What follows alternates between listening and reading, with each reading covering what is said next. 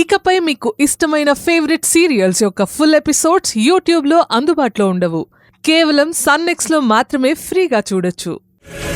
అలాంటి వాడు అర్ధరాత్రి ఫోన్ చేయడం, అందులోనూ సుందరి మీద ఏవేవో చెప్తూ ఫోన్ చేస్తుంటే నాకెందుకు తెలుసుకోవాలనిపించదు.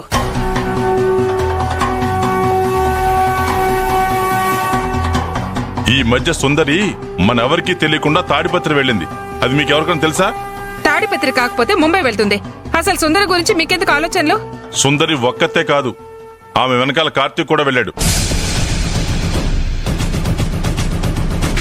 అంటే ఇద్దరు కలిసి వెళ్ళారా బావా? కార్తీక్ కలిసి వెళ్ళామని చెప్తాడా? అది మనం తెలుసుకోవాలి. తెలుసుకుని మీరేం చేస్తారు నాన్న? అసలు ఆ విషయాలన్నీ మీకు దేనికి? మొన్న సుందరి మన ఇంటికి వచ్చినప్పుడు నేనేమన్నాను? డైవోర్స్ ఇచ్చాయని చెప్పాను. అప్పుడు సుందరి అది నా పర్సనల్ అని కొట్టిపారేసింది. అప్పుడు నేను అడిగింది ఇందుకే, సుందరి కార్తీక్ తో కలిసి వెళ్ళిందా లేదా అని తెలుసుకుందామని.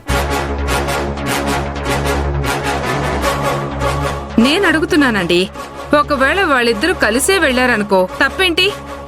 వాడు సుందరి భర్తే కదా. సుందరి కార్తీక్ తో కలిసిపోయింది కాబట్టే ఏమన్నా కొత్త ప్లాన్స్ వేసి అనుని పక్కన పెట్టి వీళ్ళిద్దరే ఆస్తి అనుభవిస్తారా?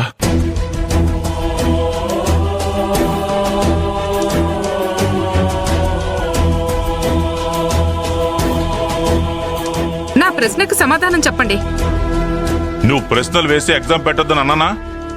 సుందరి కార్తీక్ ఒకటై ఆ అనుకు అన్యాయం చేస్తే మీకు సంతోషమా? ఇప్పుడు మళ్ళీ ఆ అను గురించి ఎందుకు? ఎందుకంటే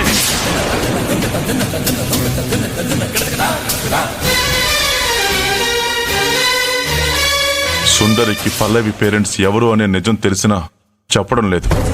అంటే ఏదో జరుగుతుంది. ఎందుకు చెప్పండి. ఏం లేదు.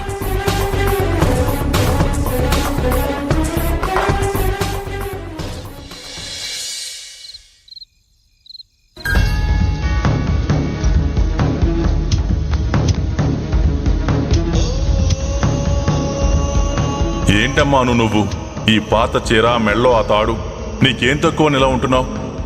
బాబాయ్ సుందరి మీద కోప్పడుతూ ఎన్నడూ లేంది నా కోసం, నా మంచి కోసం మాట్లాడుతున్నారు. అమ్మా, ఇక నుంచి నువ్వు ఎప్పట్లాగే కొత్త శారీస్ కట్టుకోవాలి.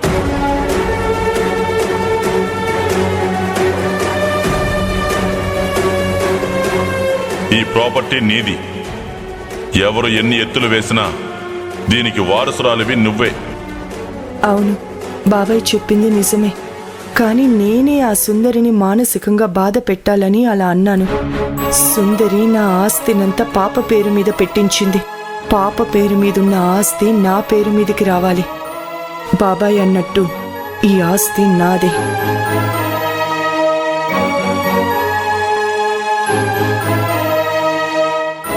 ఎవరిని పట్టించుకోవద్దు. ఈ ప్రాపర్టీ నీది.